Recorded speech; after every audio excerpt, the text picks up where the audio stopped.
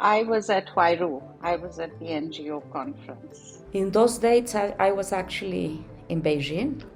I attended both the Huairu NGO Forum and the Fourth World Conference on Women. I was shuttling between Beijing City and Huairu. Huairu is where the NGO Forum for the Beijing conference took place, and Beijing was where the official conference took place. Some of us were attending both conferences, both the official conference and the NGO Forum. I was in Beijing. I was in Huairu, although I stayed in a hotel in Beijing. I was too young to understand what the Beijing conference was.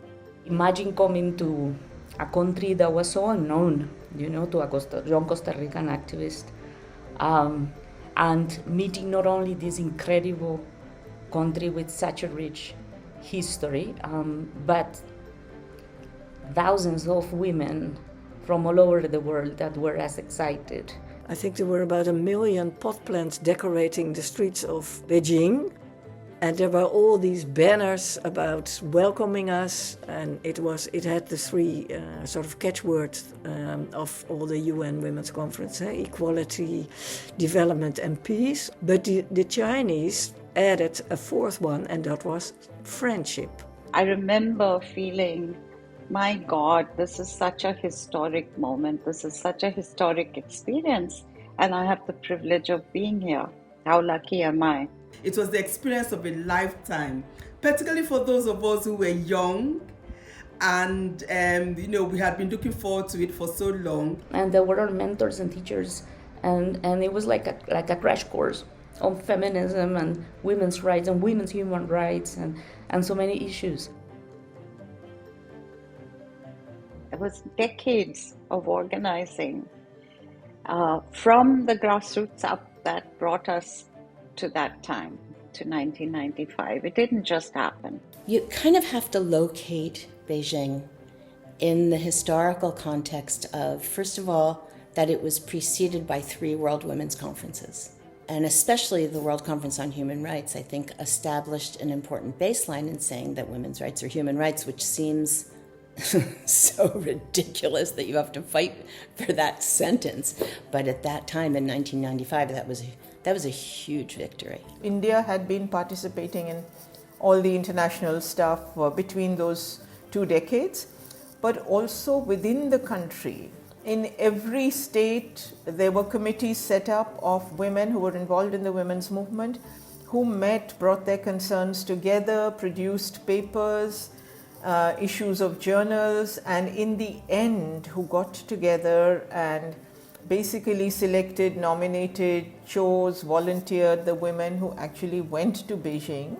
And through those 2 decades, I think the women's movement, or women's movements, feminist movements, really grew in terms of their maturity, in terms of from sort of hardcore confrontations in Mexico City, especially ideologically between Western feminists who, in particular US feminists, who sort of conveyed a kind of liberal feminism and a non-understanding of Southern feminist voices, to gradually a much better understanding of and respect for the diversity. It was a process that actually democratized the participation in a critical global advocacy space in a way that had never been thought about before or focused on before. There was a kind of an upsurge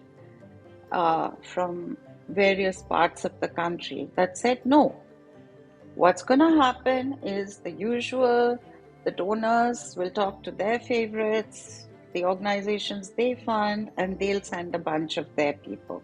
No, we don't want it that way. Almost every country had like a coordinating committee for Beijing. In every country in the region, very diverse women got together with the question, what are the demands that we want to take to Beijing? What we want the governments to agree on? What are the issues that we care about? And we did a project because Older feminists always said, young feminists, what do you want? You not even know what you want. And we knew very well what we wanted. So, for example, one of the things that happened at Beijing was the presence of Dalit women, that is, women of so-called untouchable castes. And it was the start of their mobilizing as connected groups and setting up a very important group called the National Federation of Dalit Women, headed by a woman called Ruth Manorama. And Beijing was for them a key moment where they could assert their identity as both part of and separate from the mainstream of the women's movement in India. And this happened because Dalit groups across the country got together in this process of preparing for Beijing. And of course, the power differentials were at the table too. There were some voices that had stronger weight than others. There were some realities that had more visibility than others. Because I think that Beijing shows the power of diversity, but it also showed the challenges that we have to really ensure that that diversity brings us together. Even though the Beijing Platform for Action, it's not a treaty, which means it's non-binding, no? It became a platform for promoting public policy at the national and regional level and also at the global level. It's a tool, of course, with the limitation of any tool. Of course, it's not as comprehensive as we would like it to be, but at the very least, we could turn to the Beijing document for advocacy and also to push for better legislation in our country. It fueled a lot of mobilizing and organizing at local level. We still need to go back to that. A lot of networks and organizations were created at that time. The defenders of land and territory, all the movements that are resisting extractivists and the capitalism by dispossession agendas, the movements against genocide and militarization, the movements related to climate justice and that are trying to protect Mother Earth. All of those movements have very strong feminist leadership. So feminism is not only the movement that is pushing for the specific demands related to women, but it's also the feminists that are leading many other struggles.